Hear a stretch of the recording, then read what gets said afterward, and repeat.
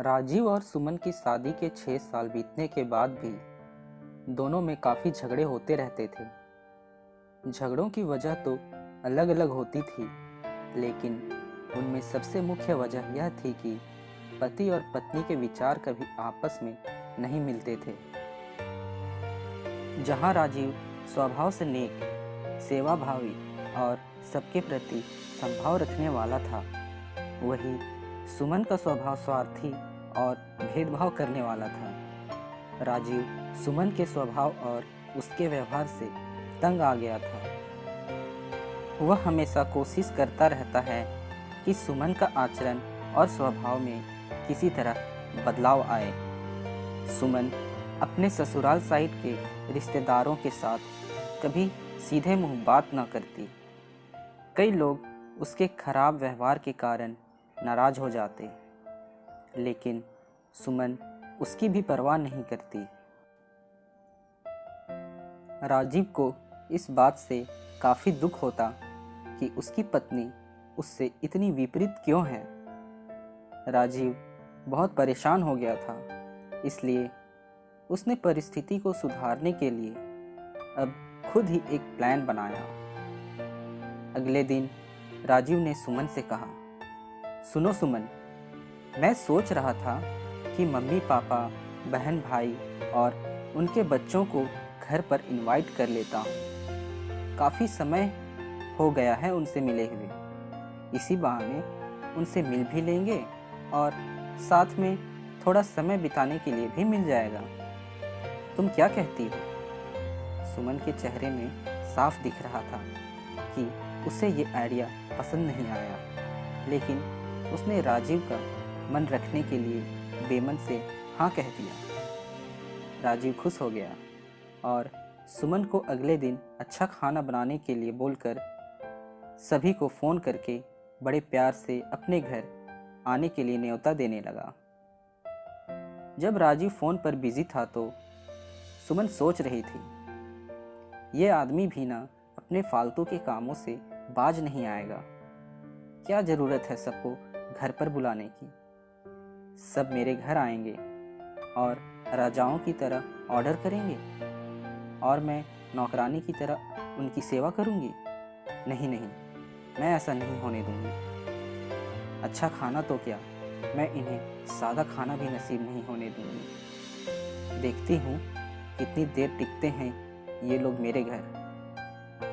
अगले दिन सुबह राजीव काफ़ी खुश था। जब सिर्फ 2 घंटे बचे थे सभी मेहमानों के आने के लिए, राजीव ने सुमन से पूछा, अच्छा बताओ तो सही, आज सबको खाने में क्या स्पेशल खिलाने वाली हो? सुमन मुंह बनाते हुए बोली, स्पेशल खाना क्यों? तुम्हारे माँ बाप, भाई बहन कोई मेहमान थोड़ी हैं। उनके लिए कोई स्पेशल खाना नहीं बनाया है मैंने। वह भी वही खाएंगे जो हम खाते हैं। आज घर में सिर्फ दाल चावल बना है, क्योंकि और कुछ बनाने के लिए सामान नहीं था। सुमन की बात सुनकर राजीव को बड़ा गुस्सा आया और बोला, तुम कभी नहीं सुधरोगी। अगर घर में सामान नहीं था तो मुझे एक बार बता दिया होता, मैं बाजार से जाकर ले आता, लेकिन कुछ ढंग का तो खाना बना लेती। अब सिर्फ 1 घंटा बचा है और सभी आने वाले हैं। मैं क्या मुंह दिखाऊंगा उनको? तुम ही रहो यहाँ, मैं तो जा रहा हूँ। उनके जाने के बाद ही वापस आऊँगा। कहकर राजीव घर के बाहर चला गया। सुमन को तब तक राजीव की बातों का कुछ फर्क नहीं पड़ा था, जब तक मेहमान घर पर नहीं आ गए।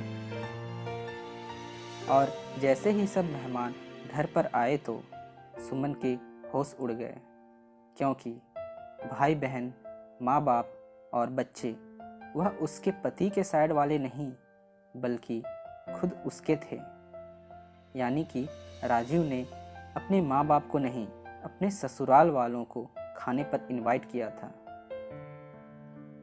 सुमन अब काफ़ी परेशान हो गई, क्योंकि अपने ससुराल वालों को परेशान करने के लिए ना सिर्फ उसने सादा खाना बनाया था, बल्कि खाने में ज़्यादा नमक और मिर्च भी डाल कर रखा था।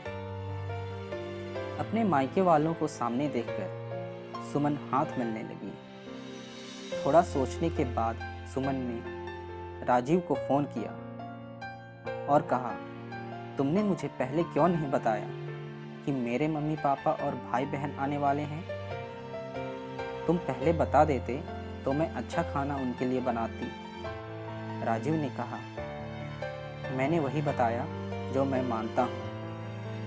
मैंने कभी तुम्हारे परिवार वालों को पराया नहीं समझा और तुमने कभी मेरे परिवार वालों को अपना नहीं माना।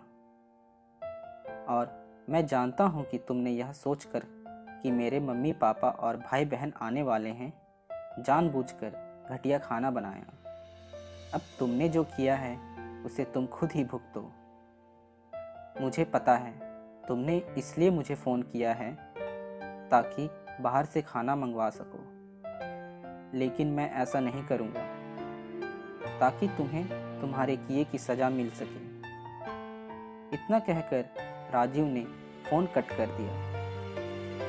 ना चाहते हुए भी सुमन को अपने मायके वालों को वही खाना खिलाना पड़ा। उसके रिश्तेदार ज़्यादा मिर्च और नमक वाला खाना भी ऐसे सोचकर खा गए कि बेटी से गलती हो गई होगी, लेकिन बाद में जब दामाद ने सारी बात उन्हें बताई तब उन्हें बहुत शर्मिंदगी हुई और सभी इसके बुरा बर्ताव के लिए उसे डांट कर उससे नाराज़ होकर चले गए। दोस्तों, अच्छे रिश्ते बनाए जाते हैं प्यार और अच्छे व्यवहार से। सिर्फ खून के रिश्ते अच्छे नहीं होते।